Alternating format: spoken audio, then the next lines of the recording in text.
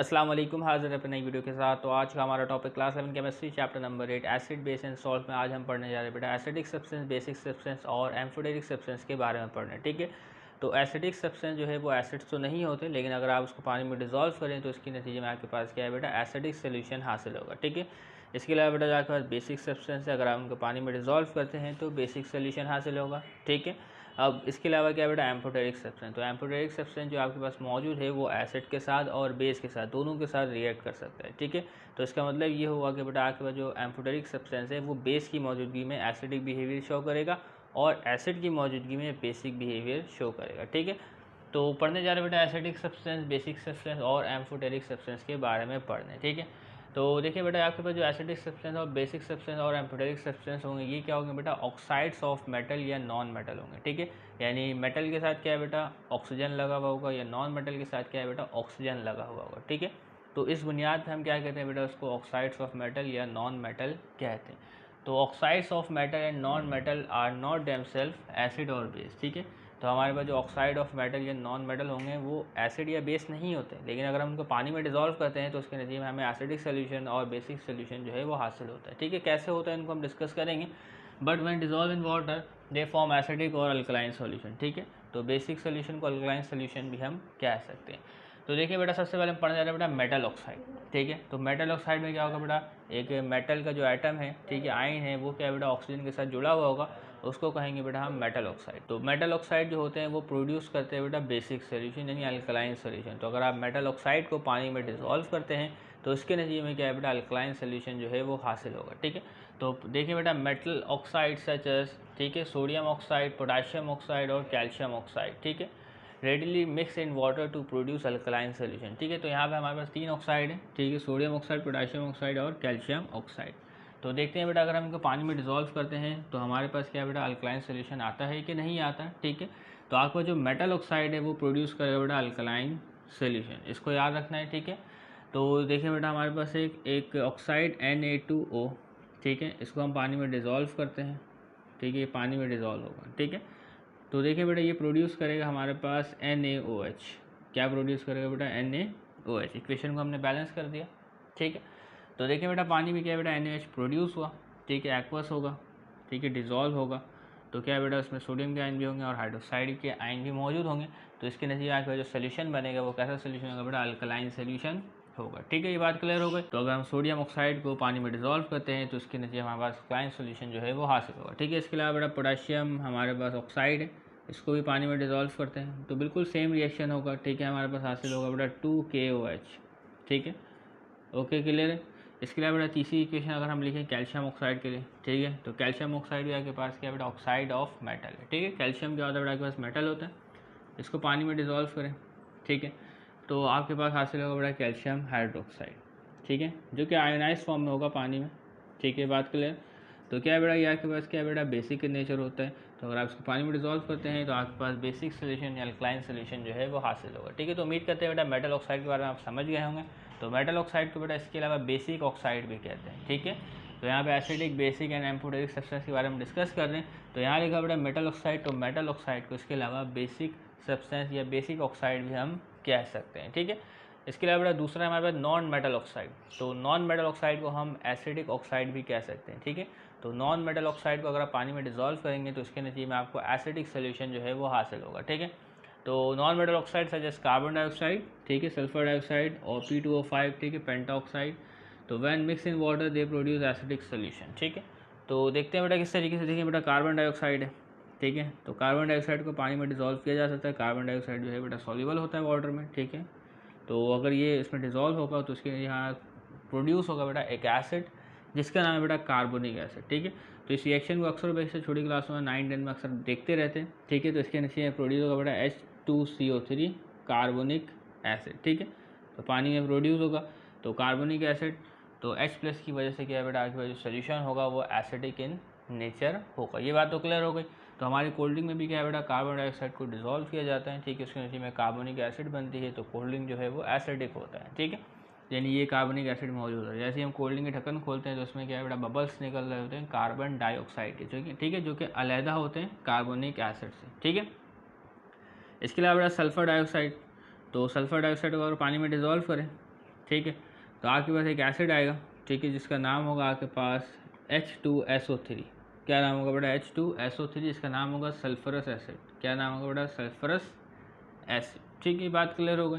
इसके अलावा सोचा अगर हम SO3 को डिज़ोल्व करते हैं किसमें बेटा?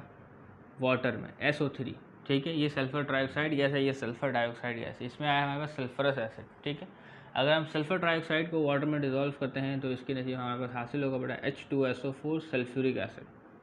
ठीक है, क्या हासिल होगा बेटा? सल्फ्यूरिक एसिड जो है वो हासिल होगा। तो इस किस्म इस तरीके से आपके पास क्या बेटा? एसिडिक सोल्यूशन हासिल होगा नॉन मेटल ऑक्साइड को डिज़ोल्व करने में। तो ये भी क्या बेटा? एक ऑक्साइड है।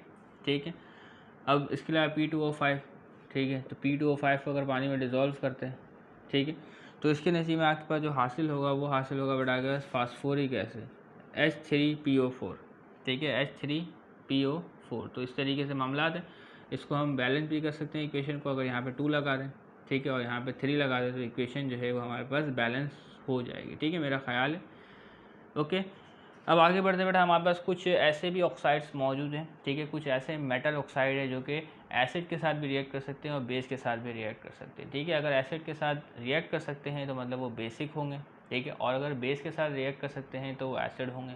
ठीक है, तो ऐसे ऑक्साइड्स को कहते हैं बेटा हम एम्फोटेरिक, जो बेसिस की तरह और एसिड की तरह दोनों की तरह क्या है बेटा? रिएक्ट करते हैं और एसिड और बेस के साथ भी रिएक्शन कर सकते हैं। ठीक है, तो अभी पढ़ेंगे तमाम मामला आपको क्लियर हो जाएंगे। तो certain metal oxide such as zinc oxide और एल्यूमिनियम ऑक्साइड, ठीक है, आर नॉट वाटर सोल्यूबल। तो ये क्या है बेटा? पानी में हल पसीर नहीं होते। ठीक है, यानी कि हम इसको स्पैरेंगली सोल्यूबल यानी सोल्यूबल कंसिडर कर सकते हैं। तो ये क्या है बेटा? पानी में सोल्यूबल नहीं होते। ठीक है, तो how they have ability to react with both acid and base. तो ये क्या है बेटा? एसिड और बेस के साथ भी रिएक्ट कर सकते हैं। ठीक है, तो आपके पास जो मेटल ऑक्साइड है, नॉन मेटल ऑक्साइड है, ये भी एसिड या बेस के साथ रिएक्ट कर सकता है। ठीक है, तो ये आपके पास क्या बेटा? मेटल ऑक्साइड है। ठीक है, एक बेसिक ऑक्साइड होता है। तो ये क्या है बेटा? आपके पास एसिड के साथ रिएक्ट करके सॉल्ट और वाटर प्रोड्यूस करेगा। ठीक है, इसी तरीके से ये आपके पास क्या बेटा? Acidic oxide. ठीक है, तो ये क्या है बेटा? बेस के साथ रिएक्ट करके सॉल्ट और वाटर प्रोड्यूस करेगा। अब जो आपके पास जो एम्फोटेरिक है, ये तो वाटर सॉल्यूबल नहीं है। ये क्या है बेटा? आपके पास वाटर सॉल्यूबल नहीं है। ठीक है, लेकिन ये क्या है बेटा? एसिड के साथ भी रिएक्ट कर सकता है, बेस के साथ भी कर सकता है। ठीक है, अगर ये एसिड के साथ रिएक्ट करता है तो मतलब ये बेसिक कैरेक्टर शो करेगा। ठीक है, बेसिक बिहेवियर शो करेगा। और अगर ये बेस के साथ रिएक्ट करता है तो एसिडिक बिहेवियर शो करेगा। ठीक है, तो इस बुनियाद में हम इसको क्या कहते हैं बेटा? एम्फोटेरिक सब्सटेंस कहते हैं। ठीक है, तो इन दोनों की मिसालें देख लेते हैं। ठीक है, Al2O3 प्लस HCl। ठीक है, अगर Al2O3 का HCl के साथ रिएक्शन होता है, ठीक है, HCl क्या है बेटा? एक एसिड है, तो ये कैसे बिहेव करेगा बेटा? As a base. ठीक है, अगर क्या है बेटा? हमारे पास NaOH है तो Al2O3 कैसा बिहेव करेगा बेटा? As an acid. ठीक है, एसिड है तो बेसिक, और अगर आपके पास बेस है तो एसिडिक। ठीक है, क्लियर। तो अगर क्या बेटा? इनके दरमियान रिएक्शन होता है, ठीक है, अगर Al2O3 का HCl के साथ रिएक्शन होता है तो सोल्यूशन जो होगा वो आपके पास बेसिक होगा। ठीक है, तो एसिड की मौजूदगी में बेटा बेसिक नेचर। ठीक है, प्रोडक्ट आपके पास आएगी बेटा AlCl3। ठीक है, इसके अलावा बेटा आपके पास वाटर जो है वो प्रोड्यूस होगा। इक्वेशन को हमें बैलेंस करना पड़ेगा। इक्वेशन को बैलेंस करने के लिए, ठीक है, हम यहाँ पे लगाएंगे बेटा 6, तो इक्वेशन जो है वो बैलेंस हो जाएगी। ठीक है, अभी हम बैलेंस इक्वेशन नहीं सीख रहे, कुछ कमी बेशी हो तो आप इसको देख लीजिएगा। इसके अलावा बेटा आपके पास Al2O3 सोडियम हाइड्रोक्साइड के साथ रिएक्शन करेगा और सोल्यूशन आपके पास होगा बेटा एसिडिक। ठीक है, तो बेस की मौजूदगी में एसिडिक बिहेवियर इसका होता है। ठीक है, तो अब प्रोड्यूस होगा बेटा हमारे पास सोडियम एल्यूमिनेट। ठीक है, NaAlO2 सोडियम एल्यूमिनेट, और इसके अलावा बेटा वाटर। ठीक है, तो इक्वेशन को बैलेंस करने की ज़रूरत हमारे आती है, तो यहाँ पे हम 2 लगाएंगे। ठीक है, और इसके अलावा हम यहाँ पर भी 2 लगाएंगे। ठीक है, तो अगर कुछ कमी बेशी हो तो आप इसको पूरा कर लीजिएगा, अभी मैं इसको चेक नहीं कर रहा। अब इसके अलावा बेटा जिंक ऑक्साइड के हवाले से देख लें बेटा। जो जिंक ऑक्साइड आपके पास, तो जिंक ऑक्साइड भी आपके पास क्या बेटा? एम्फोटेरिक है। ठीक है, तो एसिड के साथ भी रिएक्शन कर सकता है और बेस के साथ भी रिएक्शन कर सकता है। तो अगर क्या है बेटा? इसका हम एसिड के साथ रिएक्शन करवाते हैं, इसको भी आपने याद रखना पड़ेगा। ठीक है, तो बाद अगर ऐसा भी हो सकता है भाई ZnO को आप वाटर के साथ ऐड करवा दें और कहें कि ये जिंक हाइड्रोक्साइड जो है वो प्रोड्यूस कर रहे हैं। ठीक है, तो ये गलत हो जाएगा। ठीक है, ये तमाम बातें क्या है बेटा? एक्सपेरिमेंटली है, तो हमें इसको क्या करना पड़ेगा बेटा? याद रखना पड़ेगा, तो इस किस्म से नहीं होगा। तो जिंक ऑक्साइड का अगर HCl के साथ रिएक्शन होता है, ठीक है, तो प्रोड्यूस होगा हमारे पास बेटा जिंक क्लोराइड। ठीक है, और इसके अलावा जो प्रोड्यूस होगा बेटा वाटर प्रोड्यूस होगा। इक्वेशन को बैलेंस करना पड़ेगा। ठीक है, ओके, देख सकते हैं जिंक क्लोराइड प्रोड्यूस हो रहा है और वाटर प्रोड्यूस हो रहा है। ठीक है, तो इस तरीके से क्या है बेटा? ये आपके पास क्या है बेटा? एम्फोटेरिक है। अभी साबित तो नहीं हुआ, तो क्या बेटा? ये NaOH के साथ भी क्या है बेटा? रिएक्शन कर सकता है क्या? Zinc oxide. ठीक है, तो प्रोड्यूस करेगा बेटा हमारे पास, ठीक है, सोडियम जिंकेट। क्या प्रोड्यूस करेगा बेटा? Sodium zincate, NaZn। ठीक है, O2। ठीक है, तो यहाँ पे भी ऐसे ही बेटा NaAlO2 तो यहाँ पे क्या बेटा NaZnO2, इसको कहेंगे बेटा सोडियम जिंकेट, ठीक है। और इसके अलावा क्या प्रोड्यूस करेगा बेटा वाटर, ठीक है। तो ये एसिड के साथ भी रिएक्ट कर सकता है, बेस के साथ भी रिएक्ट कर सकता है, मतलब इसके पास एसिडिक बिहेवियर भी होता है, बेसिक भी होता है। तो इस तरीके से क्या है बेटा, ये एक एम्फोटेरिक सब्सटेंस है, ठीक है। इसके अलावा बेटा आपने इसको देख लिया, ठीक है। अब हमारे पास कुछ सॉल्ट भी है, ठीक है, जो कि ऑक्साइड तो नहीं होते, लेकिन अगर उसको पानी में डिजोल्व करते हैं तो इसके अंदर में एसिडिक या बेसिक सोल्यूशन जो है वो हासिल होता है, ठीक है। तो beside oxide certain other substance are also acidic and basic in nature, ठीक है। जैसे कि हमारे पास बेटा सोडियम कार्बोनेट, जो कि अब आपके पास क्या है बेटा, ये ऑक्साइड नहीं है, ठीक है। ऑक्साइड जो होते हैं बेटा बाइनरी कंपाउंड होते हैं, उसमें क्या बेटा 2 किस्म के आइटम होते हैं, ठीक है। इसमें आपने देखा बेटा 2 किस्म के आइटम थे, इसमें क्या बेटा 3 किस्म के आइटम है, सोडियम, कार्बन, ऑक्सीजन। तो ये ऑक्साइड नहीं है, ठीक है। इसके अलावा बेटा ये भी आपके पास क्या है बेटा अमोनियम क्लोराइड, ये भी ऑक्साइड नहीं है। तो सोडियम कार्बोनेट जो है बेटा वो आपको अल्कलाइन सोल्यूशन फराहम करता है पानी में डिजोल्व करने में, और इसके अलावा बेटा जो अमोनियम क्लोराइड है ये एसिडिक सोल्यूशन जो है वो हमें फराहम करता है पानी में डिजोल्व करने में, ठीक है। तो वो कैसे, तो आपके पास जो अमोनियम क्लोराइड है वो एसिडिक सोल्यूशन क्यों देता है, और इसके अलावा सोडियम कार्बोनेट जो है ये बेसिक सोल्यूशन या अल्कलाइन सोल्यूशन क्यों हमें फराहम करता है, ठीक है। तो देखें बेटा, अगर हम Na2CO3 को क्या है बेटा पानी में डिज़ोल्व करते हैं, ठीक है, Na2CO3 को पानी में डिज़ोल्व करते हैं, ठीक है। तो Na2CO3 पानी में डिज़ोल्व करेंगे तो इसके नतीजे में आपके पास बनेगा बेटा कार्बोनिक एसिड। क्या बनेगा बेटा, कार्बोनिक एसिड। इस बात को आपने याद रखना है, ठीक है, इस बात को आपने याद रखना है। तो अगर आप पानी में डिज़ोल्व करते हैं तो इसके नीचे बनेगा बेटा आपके पास कार्बोनिक एसिड, ठीक है। और इसके अलावा बेटा बनेगा पोटेशियम सोडियम हाइड्रोक्साइड, ठीक है। क्या बनेगा बेटा, सोडियम हाइड्रोक्साइड। यहाँ तक बात क्लियर हो गई। तो सोडियम हाइड्रोक्साइड क्या है बेटा आपके पास स्ट्रॉन्ग बेस है, और ये क्या है बेटा वीक एसिड है, ठीक है। क्या है बेटा, वीक एसिड है, ठीक है। तो अगर स्ट्रॉन्ग बेस मौजूद होगा आपके पास, सोल्यूशन कैसा बिहेव करेगा, तो सोल्यूशन जो है बेटा वो बेसिक बिहेव करेगा, ठीक है। तो अगर आप सोडियम कार्बोनेट को डिज़ोल्व करते हैं तो कैसा बिहेव करेगा बेटा, बेसिक, ठीक है। और इस बेस की मौजूद में कोई एसिड मौजूद है तो वो क्या हो जाएगा बेटा, न्यूट्रलाइज हो जाएगा, ठीक है, और सॉल्ट की फॉर्म में दोबारा कन्वर्ट हो जाएगा, ठीक है। ये बात तो क्लियर हो गई, ठीक है। तो उम्मीद करते हैं बेटा ये बात आपको क्लियर हो गई होगी। तो अगर आप Na2CO3 को पानी में डिज़ोल्व करते हैं तो इसके नीचे में आपके पास कार्बोनिक एसिड और सोडियम हाइड्रोक्साइड आएगा।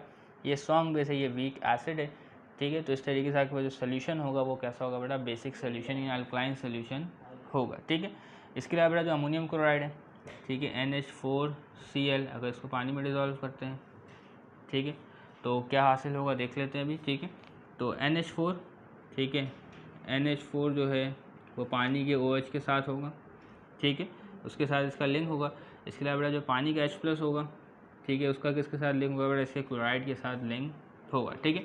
तो इस तरीके से बेटा ये एक्ट करेगा बेटा एज अ स्ट्रॉन्ग एसिड, और ये क्या बेटा आपके पास वीक बेस है, ठीक है। तो स्ट्रॉन्ग एसिड मौजूद है, ठीक है। तो इस तरीके से आपका जो सोल्यूशन होगा वो क्या होगा बेटा, एसिडिक सोल्यूशन होगा, ठीक है। तो NH4Cl अगर पानी में डिजोल्व होता है तो प्रोड्यूस करेगा बेटा एसिडिक सोल्यूशन, ठीक है। और सोडियम कार्बोनेट जो है वो प्रोड्यूस करेगा आपके पास बेसिक सोल्यूशन, ठीक है। तो उम्मीद करते हैं बेटा ये बातें आपको समझ में आ गई होगी। अब हम इसके अलावा देखने जा रहे हैं बेटा लिमिटेशन ऑफ ब्रॉन्स्टेड-लॉरी थ्योरी। तो अब देख लेते हैं बेटा limitation of Brønsted-lorry theory of acid and bases, ठीक है। तो हमारी किताब में बेटा 2 लिमिटेशंस लिखी गई हैं। पहली लिमिटेशन है बेटा, this theory can't explain the reaction between acidic oxide and basic oxide, ठीक है। तभी आपने देखा बेटा आपका नॉन मेटल के ऑक्साइड है और मेटल के ऑक्साइड, ठीक है। तो एसिडिक ऑक्साइड जो होते हैं बेटा वो नॉन मेटल के ऑक्साइड होते हैं, ठीक है। आपका जो बेसिक ऑक्साइड होते हैं वो होते हैं बेटा ऑक्साइड्स ऑफ मेटल, ठीक है। तो एसिडिक ऑक्साइड और बेसिक ऑक्साइड के दरमियान बेटा रिएक्शन होता है, ठीक है। लेकिन इसमें क्या है बेटा, प्रोटॉन कोई ट्रांसफ़र नहीं होता, लेकिन जो है वो रिएक्शन हो जाता है, ठीक है। तो एसिडिक ऑक्साइड आपको एसिडिक सोल्यूशन फराहम करता है, बेसिक ऑक्साइड जो है आपको बेसिक सोल्यूशन फराहम करता है, ठीक है। तो इसकी एक एग्जाम्पल हम पिक करते हैं, जिसमें क्या है बेटा, एक बेसिक ऑक्साइड क्या है बेटा, कैल्शियम ऑक्साइड, और एक एसिडिक ऑक्साइड बेटा आपके पास कार्बन डाइऑक्साइड, ठीक है। तो आखिर जो कैल्शियम ऑक्साइड और कार्बन डाइऑक्साइड जो है वो बनता है बेटा जब कैल्शियम कार्बोनेट जो है वो डिकम्पोज होता है हाई टेम्परेचर पे, ठीक है।